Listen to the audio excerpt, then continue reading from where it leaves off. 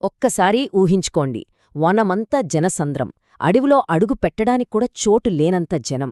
ఇది కేవలం ఒక పండుగ కాదండి, తెలంగాణ ఆత్మగౌరవానికి ఒక ప్రతీక. ఆసియాలోనే అతిపెద్ద గిరిజన పండుగ మేడారం మహాజాత్ర వెనక ఉన్న కథేంటో ఇప్పుడు తెలుసుకుందాం. నమ్మగలరా? 1.5 కోటి మంది! అవును, ప్రతి 2 ఏళ్లకొకసారి ఇంత పెద్ద సంఖ్యలో ప్రజలు ఒక చిన్న మారుమూల అటవీ ప్రాంతానికి తరలివస్తారు. అసలీ ఒక్క నంబర్ చాలు ఈ జాతర ఎంత గొప్పదో చెప్పడానికి. అయితే అసలు ప్రశ్నే ఇక్కడే వస్తుంది.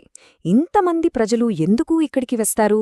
కొన్ని శతాబ్దాల క్రితం జీవించిన 2 సాధారణ గిరిజన మహిళలు దేవతలుగా ఎలా మారిపోయారు? ఈ ప్రశ్నలకి సమాధానం తెలియాలంటే మనం చరిత్రలోకి కాస్త వెనక్కి వెళ్ళాలి. ఈ జాతర మూలాలు తెలుసుకోవాలంటే మనం టైంలో వెనక్కి వెళ్ళాలి. సుమారు 800 సంవత్సరాల క్రితం, అంటే 12వ శతాబ్దానికి.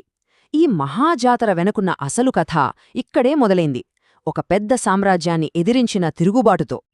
చూడండి, ఆ రోజుల్లో మేడారం ప్రాంతంలో భయంకరమైన కరువొచ్చింది. పంటలు అస్సలు పండలేదు.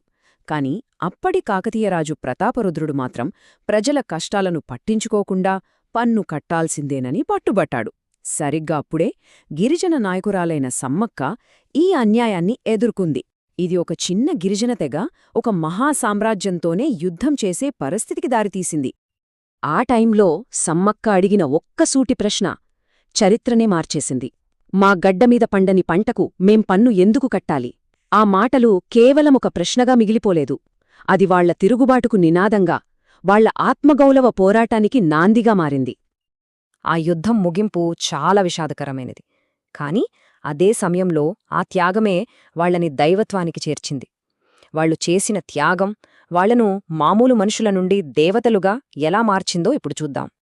ఆ భయంకరమైన యుద్ధం సమ్మక్క కుటుంబంలో తీరని విషాదాన్ని నింపింది. ఆమె భర్త పగిడిద్దరాజు వీరుడిలా పోరాడి ప్రాణాలు విడిచాడు.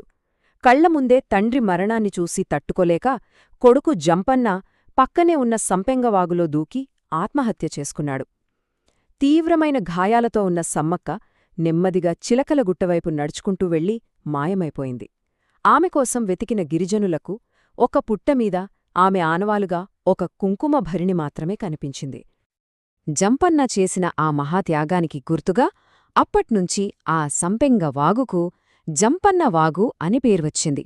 ఇప్పటికీ జాతరకు వచ్చే భక్తులు ముందుగా ఆ వాగులో పుణ్యస్నానం చేశాకే అమ్మవార్లను దర్శించుకుంటారు. ఇది ఆనాటి త్యాగానికి నిలుస్తున్న ఒక సజీవ సాక్ష్యం. సరే, ఇప్పుడు చరిత్ర నుంచి వర్తమానానికి వచ్చేద్దాం.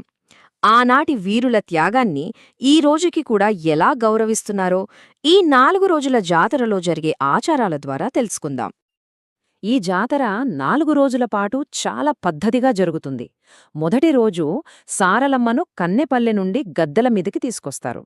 రెండవ రోజు అందరూ ఎదురుచూసే అసలు ఘట్టం, ప్రధాన దేవత అయిన సమ్మక్క తల్లి చిలకల గుట్ట నుండి వస్తుంది. ఆ సమయంలో ప్రభుత్వం తరపున పోలీసులు గాలిలోకి కాల్పులు జరిపి గౌరవ వందనం సమర్పిస్తారు. మూడవ రోజు తల్లి కూతుళ్ళిద్దరూ గద్దెలపై కొలువుతీరినప్పుడు లక్షలాది మంది భక్తులు మొక్కులు చెల్లించుకుంటారు. చివరిగా 4వ రోజున దేవతలు తిరిగి వనప్రవేశం చేయడంతో ఈ మహాజాతర ముగుస్తుంది.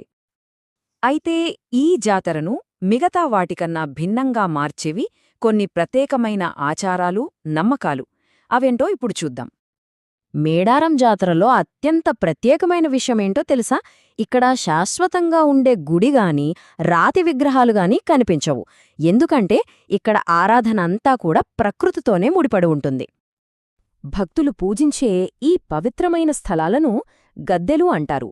ఇవి పురాతన చెట్ల చుట్టూ కట్టిన చిన్న వేదికలు. దైవానికి, ప్రకృతికి మధ్య ఎంత బలమైన సంబంధం ఉందో చెప్పడానికి ఇంతకన్నా మంచి ఉదాహరణ ఉండదేమో. ఇక్కడ ఇంకో ఆసక్తికరమైన ఆచారమేంటంటే బంగారం సమర్పించడం. కాని బంగారమంటే నిజమైన బంగారం కాదండోయ్, బెల్లం. భక్తులు తమ బరువుకు సమానమైన బెల్లాన్ని తూకం వేసి తులాభారం రూపంలో అమ్మవార్లకు నైవేద్యంగా పెడతారు. అంటే ఇక్కడ జరిగే ప్రతి ఆచారం వెనుక, ప్రతి నమ్మకం వెనుక ఆనాటి పోరాట స్ఫూర్తి దాగి ఉంది. ఇవన్నీ కూడా సమ్మక్క సారళమ్మల ధైర్యానికి, త్యాగానికి ప్రజలు అర్పించే నివాళి అనమాట. నిజానికి ఈ జాతర మనకు చెప్పే ముఖ్యమైన విషయం ఇదే. అన్యాయాన్ని ఎదిరించి ప్రజల కోసం అసాధారణమైన త్యాగాలు చేస్తే సామాన్య ప్రజలు కూడా చరిత్రలో అమరులుగా నిలిచిపోతారు, తరతరాలుగా పూజలందుకుంటారు. చివరిగా ఒక ఆలోచింపజేసే ప్రశ్నతో ముగిద్దాం. అసలు మేడారం జాతర అంటే ఏంటి? కేవలం భక్తి, విశ్వాసాలకు సంబంధించిన ఒక పండుగ మాత్రమేనా? లేక అన్యాయాన్ని ఎదిరించిన ఒక చారిత్రక తిరుగుబాటుకు సజీవ వారసత్వమా? బహుశా ఈ రెండూ కావచ్చు.